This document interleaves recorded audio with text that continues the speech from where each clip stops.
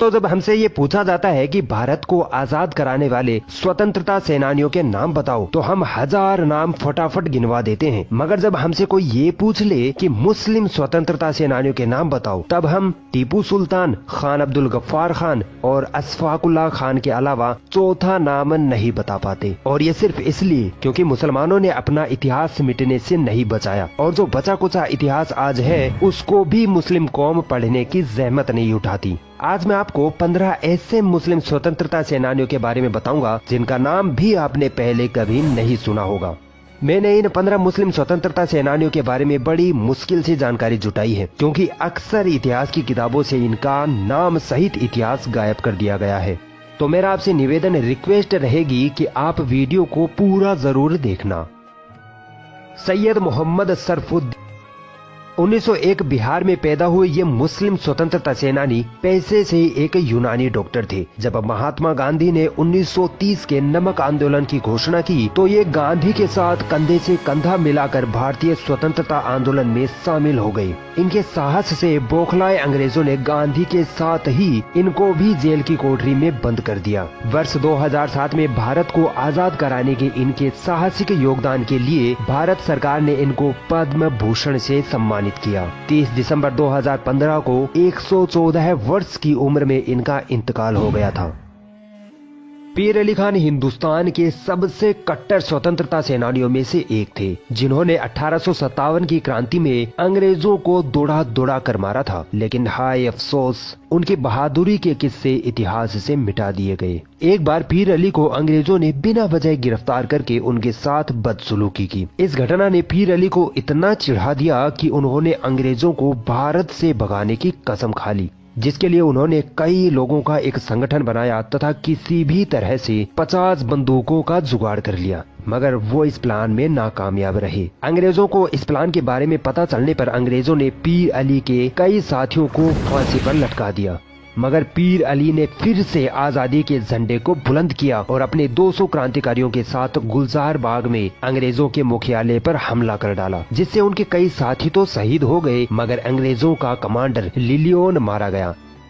पीर अली को अंग्रेजों ने गिरफ्तार करके खूब टॉर्चर किया, मगर पीर अली आजादी के नारे लगाते रहे और लिलियन की हत्या के आरोप में उनको फांसी पर चढ़ाकर शहीद कर दिया गया। दोस्तों, बख्त खान ऐसे क्रांतिकारी थे जिससे अंग्रेज हमेशा खौफ खाते थे। 1797 में यूपी में पैदा हुए बख्त खान ने 1857 की क्रांति में महत्वपूर्ण योगदान दिया था।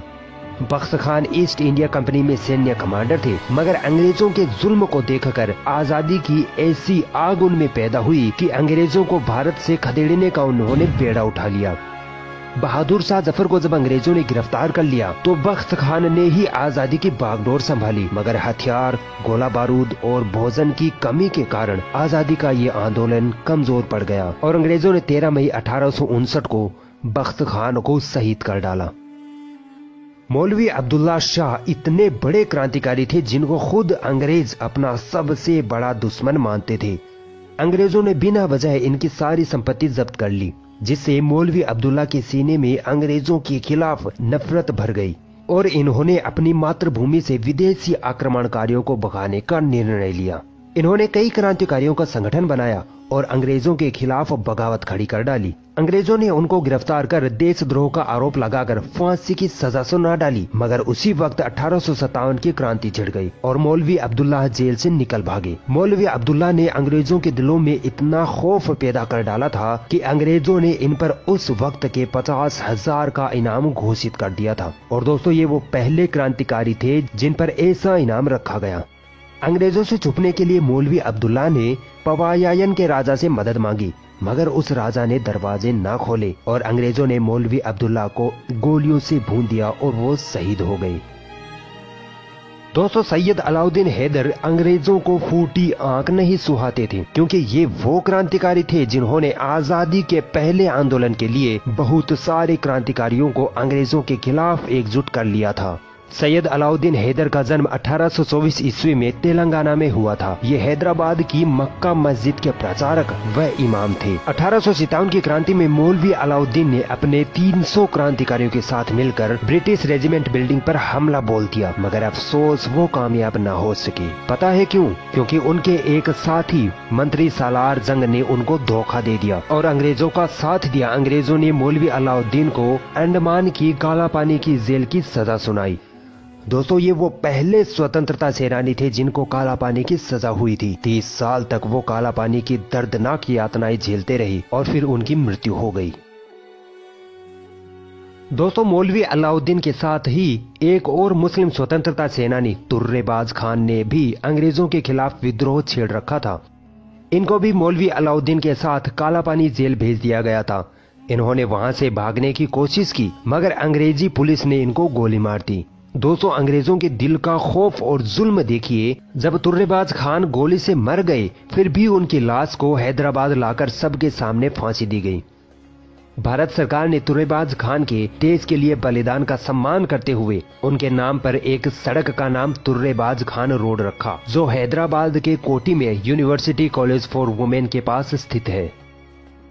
दोस्तों, अंग्रेजों का कहना था कि महमूद अल हसन हमारी हुकूमत के लिए खतरा है, क्योंकि महमूद अल हसन ने अपनी आखिरी सांस तक अंग्रेजों के साथ जंग जारी रखी थी। इनके साहस और हिम्मत की कोई मिसाल न थी। 1851 में भारत के बरेली में इनका जन्म हुआ था और ये नए नए खुले दारुल उलूम देवबंद में दाखिला लेने वाले सबसे पहले तालिबे इल्म थे। इनका मानना था कि बिना युद्ध के अंग्रेजों को इस देश से भगाना मुश्किल है। अंग्रेजों ने महमूद हसन के विद्रोह से घबराकर उनको 1916 में गिरफ्तार कर लिया। 3 साल तक उनको जेल में यातनाएं दी गई। फिर जब वो जेल से बाहर आए तो उन्होंने एक फतवा जारी किया, जिसमें लिखा था कि अंग्रेज औपनिवेशिक अधिकारियों के साथ सभी सहयोग हराम है और सभी भारतीय मुसलमानों का फर्ज बनता है कि वो भारत की आजादी के आंदोलन में भाग लें। केंद्रीय खिलाफत समिति द्वारा महमूद अल हसन को शेखुल हिंद की उपाधि दी गई और 1920 में उनका निधन हो गया।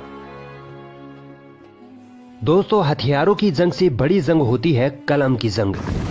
मौलाना मजहरुल हक वो क्रांतिकारी थे जिन्होंने अपने कलम से ही अंग्रेजों के छक्के छुड़ा दिए थे। मौलाना मजहरुल हक 1886 को पटना बिहार में पैदा हुए। इन्होंने इंग्लैंड से कानून की पढ़ाई की और जब भारत लौटे तो इनको जल्द ही समझ में आ गया था कि ये अंग्रेजी हुकूमत भारत के लिए खतरा है। इसलिए इन्होंने असहयोग आंदोलन, खिलाफत आंदोलन तथा चंपारण सत्याग्रह में बढ़ चढ़ कर अपना योगदान दिया। मौलाना मजहरुल हक की आवाज दबाने के लिए अंग्रेजों ने इनको 3 माह के कारावास की सजा सुनाई, मगर मौलाना मजहरुल हक टस से मस न हुए। इन्होंने द मदरलैंड यानी मातृभूमि नाम से पत्रिका निकाली, जिसमें वो अंग्रेजों के खिलाफ बगावत पर लिखते तथा भारतवासियों को अंग्रेजों के खिलाफ एकजुट होने का संदेश देते। बार बार अंग्रेज इनको जेल भेजकर यातनाएं देते, मगर मौलाना मजहरुल हक देश के लिए सीना तान कर अंग्रेजों के खिलाफ लड़ते रहे। मौलाना मजहरुल हक के बलिदान के सम्मान में पटना में इनके नाम से 2 यूनिवर्सिटी भी बनाई गई है। मगफूर अहमद एजाजी का जन्म 1900 में बिहार में हुआ था। अंग्रेजों ने इनको अपनी स्कूल नॉर्थ ब्रुक से सिर्फ इसलिए निकाल दिया क्योंकि मगफूर अहमद भारत की आजादी के आंदोलनों में शामिल होने लगे थे। अंग्रेजों ने कई बार मगफूर अहमद को बिना किसी आरोप के जेल में सजा दी, यातनाएं दी, ताकि वो अंग्रेजों से बगावत न कर पाए। लेकिन मगफूर अहमद ने अपने देश के लिए जान दांव पर लगा रखी थी। अंग्रेजों से भारत को आजाद कराने में इन्होंने पहले 1923 में अपनी पत्नी को खोया, फिर 1942 में अपने बेटे को भी खो दिया।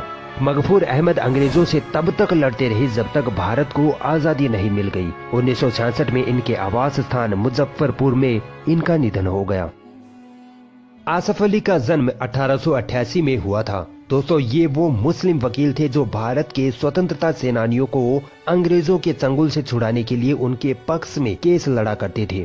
जब बटुकेश्वर दत्त और भगत सिंह ने केंद्रीय विधानसभा में अंग्रेजों पर बम फेंक दिया था, तब यही वो आसफ अली स्वतंत्रता सेनानी थे जिन्होंने शहीद भगत सिंह का केस लड़ा था। भारत छोड़ो आंदोलन में इनके योगदान से खौफजदा अंग्रेजों ने इनको जवाहरलाल नेहरू के साथ अहमदनगर किले की जेल में बंद करके यातनाएं दी थी। भारत की आजादी में इनके बलिदान को सम्मानित करने के लिए 1989 में इनके नाम पर डाक टिकट भी जारी किया गया था। 1888 को जन्मे सैफुद्दीन कोई छोटे मोटे क्रांतिकारी न थे। महात्मा गांधी के साथ मिलकर इन्होंने असहयोग आंदोलन को आगे बढ़ाया था। जलियांवाला बाग नरसंहार में इनको सबसे ज्यादा याद किया जाता है, जहां अंग्रेजों ने निहत्थे मासूम भारतीयों का नरसंहार किया था। डॉक्टर सैफुद्दीन अंग्रेजों के साथ इतना लड़े कि इनको 14 साल तक जेल में बंद रखा गया। इन्होंने भारत पाकिस्तान के विभाजन का भी कड़ा विरोध किया था। 1963 में इनका निधन हो गया और इंडियन पोस्ट ने उनकी 100वीं जन्मतिथि पर उनके सम्मान में एक विशेष स्मारक डाक टिकट जारी की थी। अब्बास अली का जन्म उत्तर प्रदेश में 1920 में हुआ था। बचपन से ही ये अंग्रेजों से नफरत करने लगे थे। भगत सिंह और चंद्रशेखर आजाद जैसे स्वतंत्रता सेनानियों से इन्होंने प्रेरणा ली थी और अंग्रेजों से लोहा लेने की ठान ली। सुभाष चंद्र बोस ने जब विद्रोह का आह्वान किया तो ये उनके साथ आजाद हिंद फौज में शामिल हो गए। इन्होंने अंग्रेजों को इतना सताया कि अंग्रेजों को इनको 50 से ज्यादा बार जेल में बंद करना पड़ा। ये होता है असली बलिदान। 2014 में हार्ट अटैक से इनका निधन हो गया था। 1909 में पैदा हुए वाक्कम मजीद अपने स्कूली दिनों में ही भारतीय स्वतंत्रता आंदोलन में शामिल हो गए थे। उन्होंने हर तरीके से अंग्रेजों को भारत से भगाने की कोशिशें की। 1942 में इन्होंने भारत छोड़ो आंदोलन में भाग लिया तथा अंग्रेजों के खिलाफ विद्रोह खड़ा कर दिया। अंग्रेजी हुकूमत ने इनको गिरफ्तार कर लिया तथा कई महीनों तक इनको दर्दनाक यातनाएं दी। भारत की आजादी में इनके योगदान का सम्मान करते हुए 1972 में भारतीय सरकार ने इनको ताम्रपत्र से सम्मानित भी किया था। 10 जुलाई 2000 को वाक्कम मजीद का इंतकाल हो गया। 1898 को केरल में पैदा हुए अब्दुल रहमान ने अपनी पढ़ाई बीच में ही सिर्फ इसलिए छोड़ दी क्योंकि उनको अंग्रेजों से अपने देश हिंदुस्तान को आजाद करवाना था। 1929 में इन्होंने अपना अखबार अल अमीन प्रकाशित किया, जिसमें अंग्रेजों के खिलाफ इन्होंने मुसलमानों को एकजुट करने का प्रयास किया। इन्होंने लगभग सभी आजादी के आंदोलनों में अपना अमूल्य योगदान दिया और इसके लिए इनको कई बार जेल भी जाना पड़ा। ये सुभाष चंद्र बोस के समर्थक थे और 1945 को इनका निधन हो गया। दोस्तों, इतिहासकारों का कहना है कि अंग्रेजी हुकूमत ने मौलवी मोहम्मद बाकिर को तोप के आगे बांधकर उड़ा दिया था। 1780 में इनका जन्म हुआ और 1857 की क्रांति के ये ऐसे क्रांतिकारी थे जिन्होंने 77 साल की उम्र में भी अंग्रेजों को धूल चटा दी थी। ये अपने अखबार अकबर उस जफर, जो कि बहादुर शाह जफर के नाम पर था, के जरिए भारतीय क्रांतिकारियों के समर्थन में लेख लिखते, जिससे अंग्रेजों को खूब मिर्ची लग जाती थी। अंग्रेजों को डर लगने लगा कि मौलवी बाकिर के अखबार के कारण कहीं भारत के लोग हमारे खिलाफ एकजुट होकर विद्रोह न कर दें। इसलिए 14 सितंबर 1857 को अंग्रेजों ने इनको गिरफ्तार कर तोप से उड़ाकर शहीद कर दिया। ये है मुसलमानों का बलिदान।